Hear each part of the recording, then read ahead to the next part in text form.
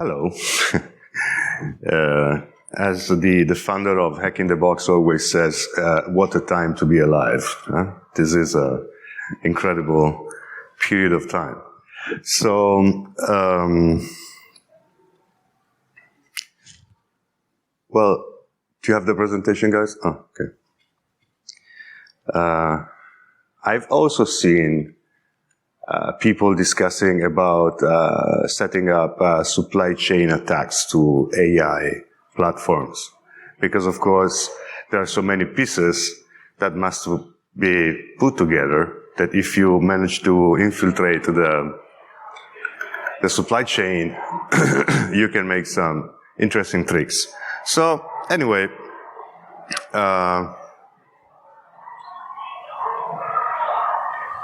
let me briefly introduce myself.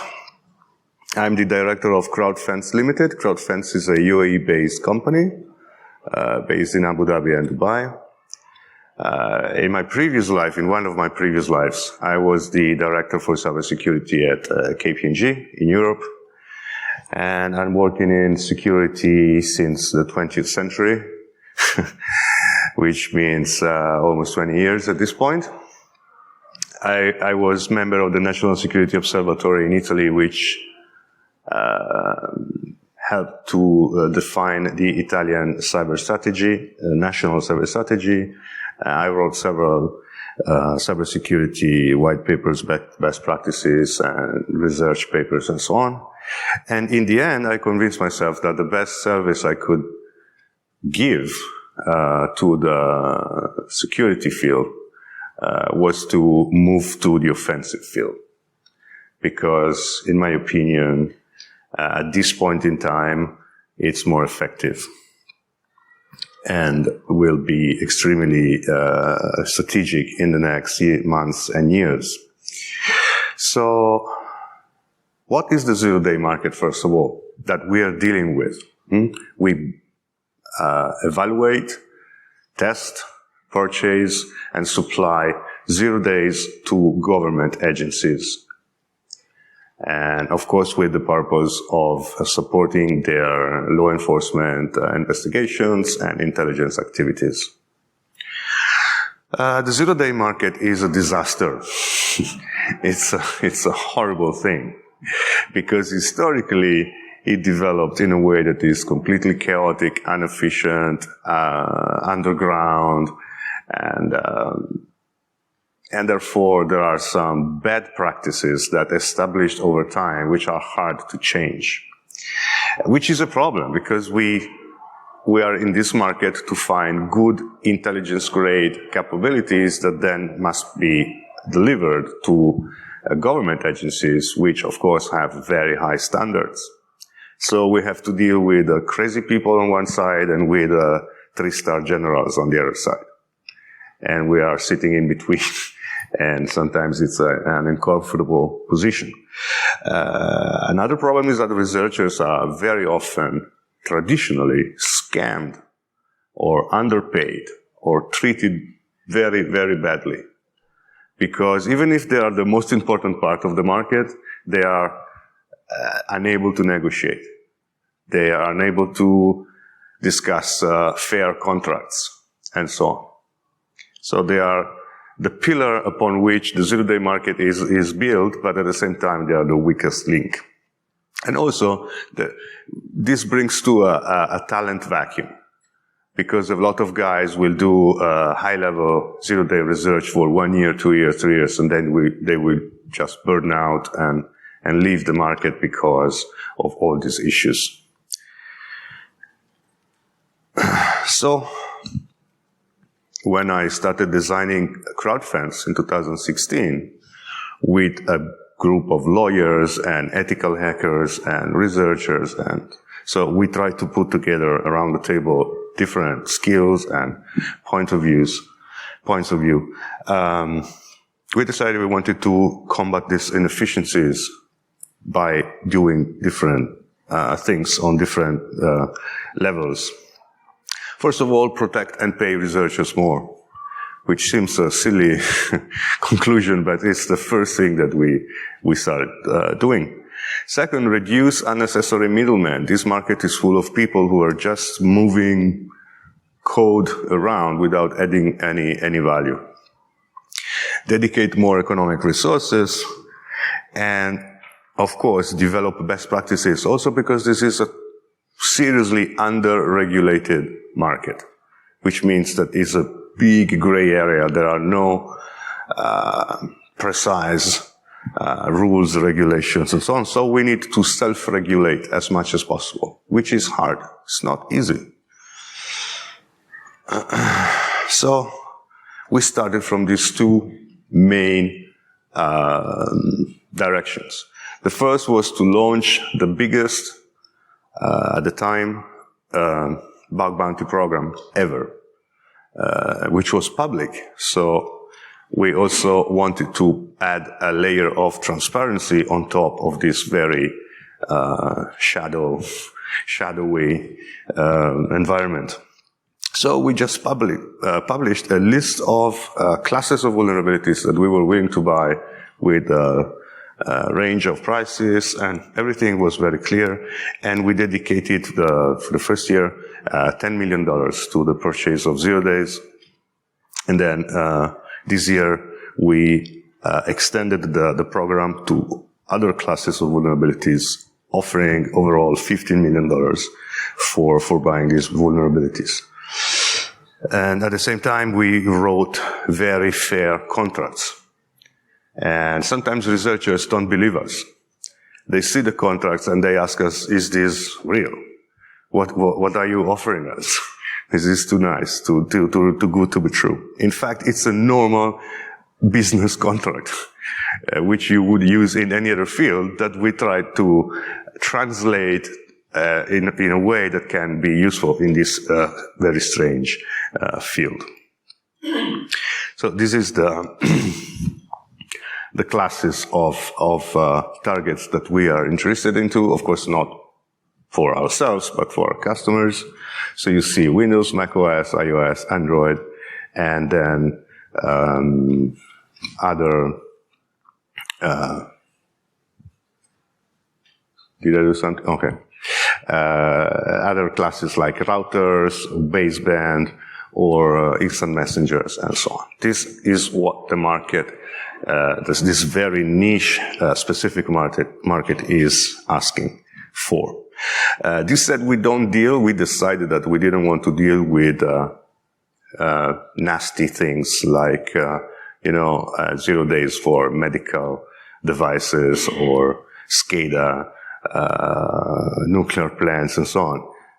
Unfortunately, we receive a lot of offers also for that kind of stuff, which we bounce back, which we don't want to deal with. It's dangerous because this stuff is on the market. We don't buy it, but someone else is certainly buying it. So how is the workflow? We created a platform which is called Vulnerability Research Hub. And there is a process that we follow. So, without going into details, basically we receive a submission, we discuss it in a preliminary level, high level, and then we ask for some proofs from the researcher. And we also try to understand the researcher psychology and mentality, because some of these guys are a little bit unique, so to speak. And then when we reach an agreement about the interest of the, let's say, the evaluation of the submission is positive, then we go into further technical discussions until we reach an agreement on the price, and so on. Then we finally buy, and the deal is done. Of course, the VRH is also a platform which required a lot of thought, actually, a lot of research, because imagine putting online a platform that contains at any given moment 150, 200 Intel grade 0 days, and you can access it online. So the security side of this platform was really something that we studied and researched for almost a year. And now we think that even if everything is hackable, what we came up with is reasonably resilient to attacks. Just to give you an example of how difficult is this activity, I will give you some percentages at the different stages in the Intel grade 0 days funnel. Okay, so let's say we receive 100 submissions. After evaluation, we will bounce almost half of them. So we are left with 50. And then we go into the testing phase, and probably 10 of them will be declared intelligence grade. There's a lot of stuff which works, but is noisy, has a low level of, how do you say it? It's not reliable, or will crash things, or will give out that there is exploitation going on, and so on. So after testing, we throw out another 25, and then we reach the approval phase, and at this point we have probably 10, because there's also the negotiation part that will remove some of the assets from the list. Then there is the delivery. At this point, 2 months have passed, because this is complicated stuff, which means that maybe after 1 week, the 0 day is patched.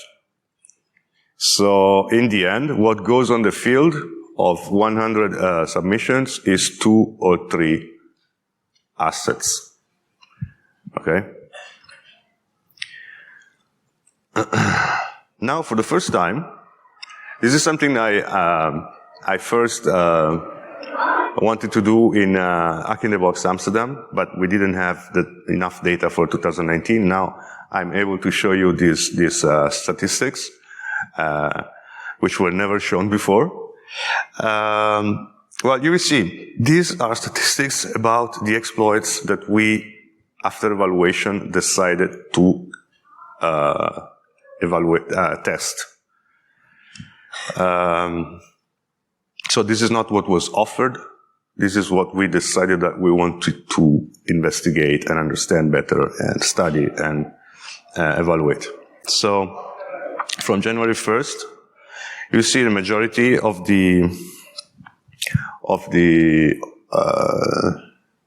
exploits are for the Windows platform. Then there is an interesting number for Unix-related systems, 0 days, networking devices, so routers, firewalls, and so on, including security platforms, mobile, which includes both Android and iOS, web applications, 0 days exploits that can work on multiple platforms, so maybe something that will affect both Windows and Linux and macOS, IoT, macOS, virtualizers, SAP, and so on. Only one ICS-related 0 day was accepted because it's not, with that thing, it's not possible to disrupt a plant, which is our criteria for deciding if we want to deal with that or not. And as you can see, on the other side, after almost 10 months, 93% of these assets are still 0 day. The rate of patching is for this class, this quality of 0 days is extremely low. Extremely low. They are very long-lived, relatively speaking. And also you will see that almost 8 out of 10 are available after many months, are still available. We don't believe that buying exclusively is an option because you can never enforce exclusive purchases. So most of these 0 days are also being purchased by other parties. Very few of them were bought exclusively. And this is the status per category. So you will see what is still 0-day and what is end day now, after a certain period of time, and by category. So basically, we could have like a 2 days long workshop on this graph, because there's so much to say about why and how different rates of patching over the same period of time come up for different categories. This could become a book explaining this graph into details. Still, as you can see, which is good for us, but is not good in absolute terms, the patching rate is significantly lower than we expected.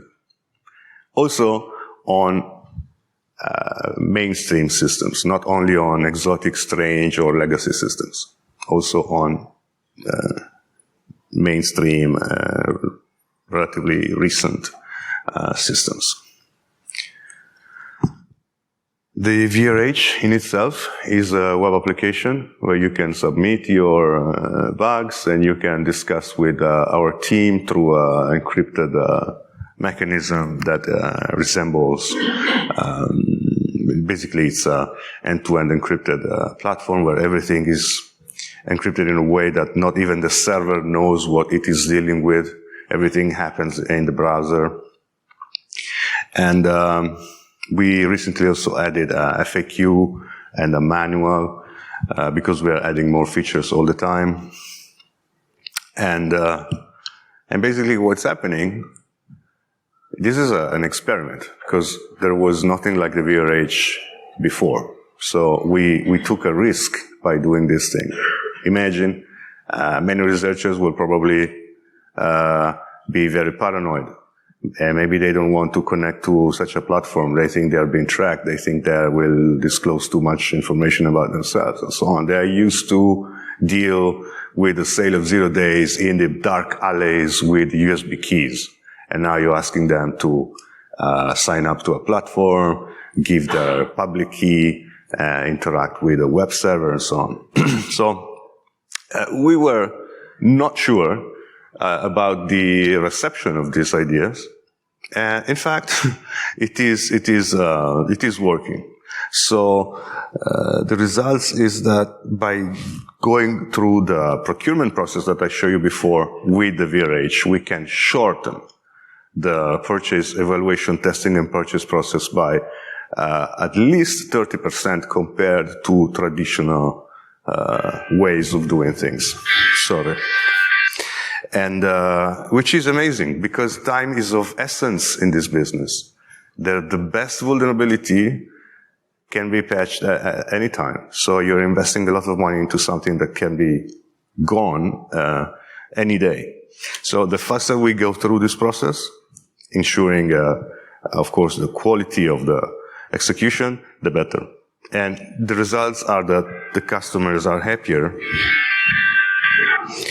and achieve better results. This is how you sign up. Of course, I'm not going to explain all the details, but as you can see, it's a very simple interface, a very simple application.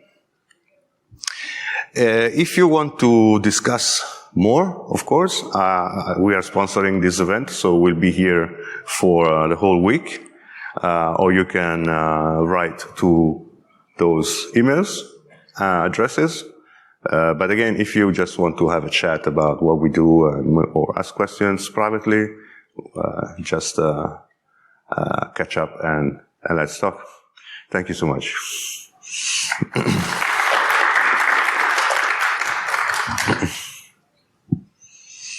Are there any questions from the audience right now?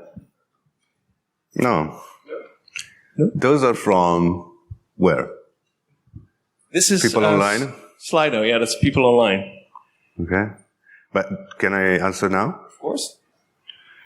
Do you want me to read it to you? Do you have any question, guys? What is the definition of integrate 0 days? It's defined, well, of course, it's not a precise definition. But let's say that there are some thresholds in terms of uniqueness, in terms of reliability, in terms of lack of artifacts, lack of crashes, and so on. Quality of the code itself. You can have, for the same bug, a very well-written code or a badly written code. And very good vulnerability researchers are not necessarily very good programmers. So maybe they have the craziest ideas, and then their implementation is not so good. So maybe in that case, we will work with them in order to improve the code. So integrate means simply that this is something that can be fielded and used within broader, serious, high-level intelligence or counterintelligence or law enforcement operation and work. Because a lot of stuff on this market simply doesn't work, or doesn't work well enough, or will backlash, and so on and so on. How do platforms protect against a scenario whereby the same zero-day is sold to different platforms? There is no way. I'll be very honest. There is no way to enforce this, but of course, since we are talking about assets which have very high value, these things can be worth $2-3 million each. So if someone is playing in a way that creates problems, next time you will simply not buy from that person, which is a good enough incentive to behave, you know. But there is technically no way to enforce exclusivity, no way to enforce that someone is trying to cheat. This is a game based on trust, basically, in an environment which is zero trust. So, not easy, but there is no way to have this kind of protection. We don't even try. We don't even try. It would be a waste of resources and money. But when we find out, then we, of course, react accordingly. Scaling, what are the challenges you have faced when it comes to scaling this service? I'll be, again, very honest. The three main issues here regarding to how to scale. First of all, now there is more people doing this kind of research than ever. Therefore, there is more assets on sale. But the budgets are not growing accordingly, and customers don't need all these 0 days. They need one specific asset for that specific operation. They will not buy 3 because there are 2 more available. They will only buy the one that they need. So now we're entering a strange phase where for the first time there is more offer than demand. Okay, this is going to shape the market in the next months and change things a little bit. So now, so answering to this question, first problem is that the demand side is not scaling compared to the availability of high quality 0 days, which is growing. On the other hand, the quality for us to hire people is very, very, very difficult, because they need to be extremely good technically, extremely trustful. They need to have the right mindset. You cannot just take someone from the street because he's a good hacker. It's the recipe for disaster. Ideally, we should have people that went through military academy for 5 years, special ops operations, and are also extremely good hackers. But of course, it's impossible to find this kind of human resources. So we're doing our best to find people who have the right mindset. This is sensitive stuff. It's not just having fun with a keyboard, hacking stuff, breaking stuff. This is super sensitive stuff. Geopolitical issues are at stake many times. So it's hard to scale because we don't find enough people with the right skill set, which is a mix in between highly technical and trained to think in a certain way. And the 0 day market is not growing faster than we expected. Actually, we think that there is a limit. Because as I said, for high quality, expensive assets, the number of potential customers is limited, and the number of operations that they can do in parallel is limited. So it's a self-limiting field. Okay. In this case, if you have more bullets, you will not shoot more. Okay. And on the other hand, you will not buy all these bullets if you are not going to shoot them. So it's very interesting because these dynamics are uncommon. It's a very particular, very unique market. So we don't think it will grow much more in terms of volumes than now. It will differentiate, and I will give you just an example, and then I will let you go for lunch. Now there is a huge demand from developing countries for weaponized end days. This is new. This is totally new. We're creating a dedicated division for this. We decided to invest because many countries don't have the opportunity to pay $2 million, $3 million for one exploit. It's beyond their budgets, it's beyond their culture. They have better ways to spend their money.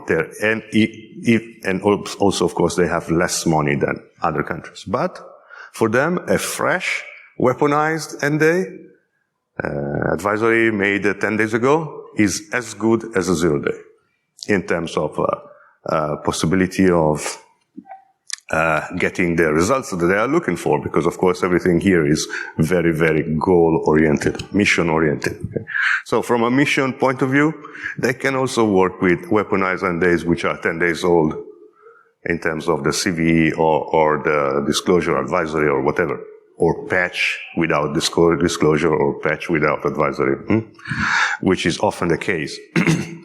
So the market will change. A lot of new actors are joining the party with different budget, different mindsets, different ideas, different needs. So the market will change. I don't think that 0 day market will grow much more than it is today. We need to improve it though, because now we are just at the early phases of a normalized, professionalized, well-developed market. It's still chaotic, it's still inefficient, it's still very complicated. So there is a lot of work to do, which is exciting in a sense. Thank you.